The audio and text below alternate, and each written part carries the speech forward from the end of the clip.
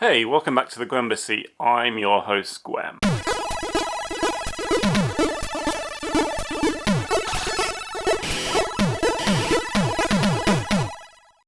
So the Eurorack system is something that I've kind of wrestled with mentally over the years. Now, people make some really great experimental, droney kind of stuff. Now, I do make that music occasionally as well, but I do prefer things to be highly sequenced and like bangers or melodic in some way. And quite often, Eurorack doesn't steer you in that direction. There's other things that I'm not sure about it as well. It can be quite expensive, some of the modules, because they're low production run, bespoke items. I understand why they would be. I don't like the way the wires are in front of all the modules and stop you getting in and adjusting the knobs.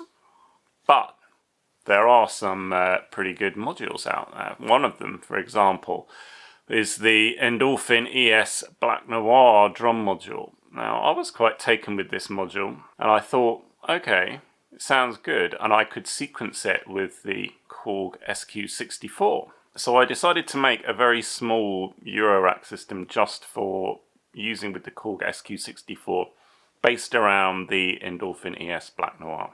And as a first attempt, I made this track, and I put it out on Instagram to a viewer of the channel, AutoY, who has got a pretty good channel of his own, actually, if you check his stuff out. It's in the major key, and it did really well on Instagram. Lots of really nice comments from people.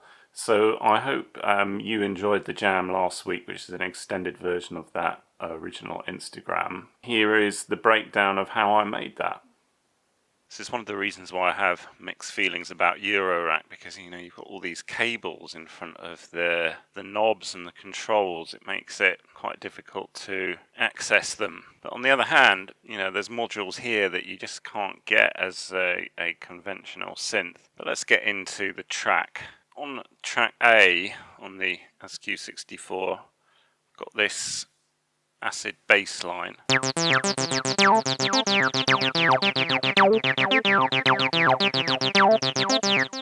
Now that is being played by this Acidlab M303 module. There's a frequency modulation from this LFO here. CV and gate come directly from the Korg SQ-64. And I've also used the mod output as an accent. I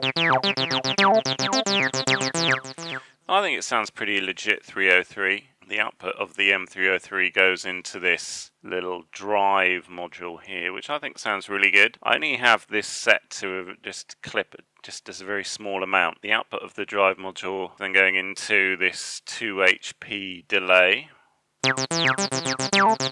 which I've got set for 3/16 note delay. And then that passes into channel 2 of this mixer module here. Channel B is patched into the Doepfer MS-404. I wanted to have an extra synth voice so that I have 3 monosynths, because this has 3 monosynth outputs. Didn't have space in the rack, didn't particularly want to buy more Eurorack because it's not something I see myself investing a huge amount in. Now people will know that company Doepfer and its owner Dieter Doepfer invented the Eurorack standard. And I knew from back in the day when I was buying Future Music magazines that he built like a 1U rack, and it has CV gate input and output as well as MIDI. So I thought, oh well, get one of those because it's Doepfer and it'll look nice with the Doepfer modules, and it's kind of part of the Eurorack heritage. And it plays the arpeggio part.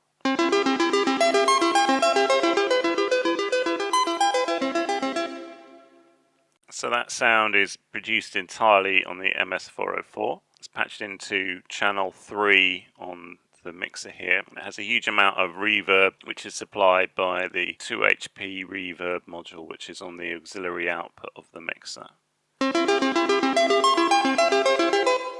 My idea was that it would sound like a harp or something like that, and yeah, I think I got pretty close. Track C is the bass.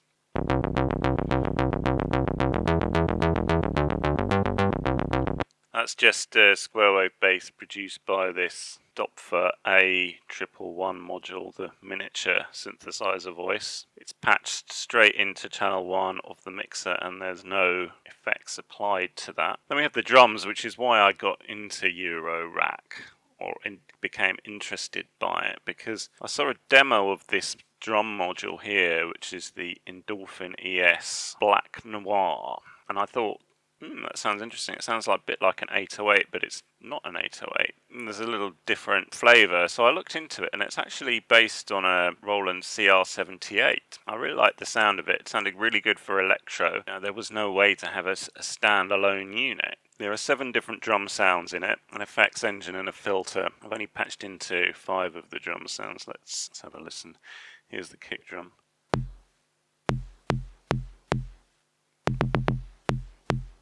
Doesn't sound much on its own, but it really fits into the rest of the track. Let's have the snare. Normally I would prefer a slightly more high-pitched snare, but again it does fit in with the track really well. Here is the open and close hi-hat.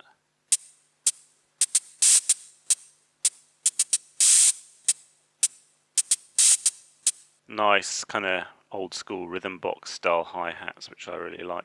The last sound is the metal sound, they call it. It sounds like someone banging on a metal bar.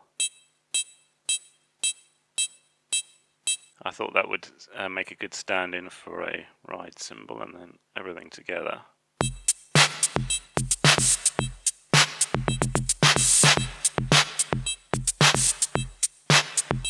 Sounding nice, tight together, very electro. One thing I'd like to do is to get the accent working. It does have accent inputs for each drum sound. Would be better for me if it had a global accent, because then I could patch it to one channel on the Korg, but maybe I can make some kind of splitter cable in the future to allow me to have an accent. Was that interesting for you? I hope so. It was fun to do that, and I think I will be making some more Eurorack jams in the future. I don't think I'm going to go crazy on Eurorack. My reservations about the format, I think, are still valid for me. If that was interesting, consider subscribing, and liking the video would be great as well.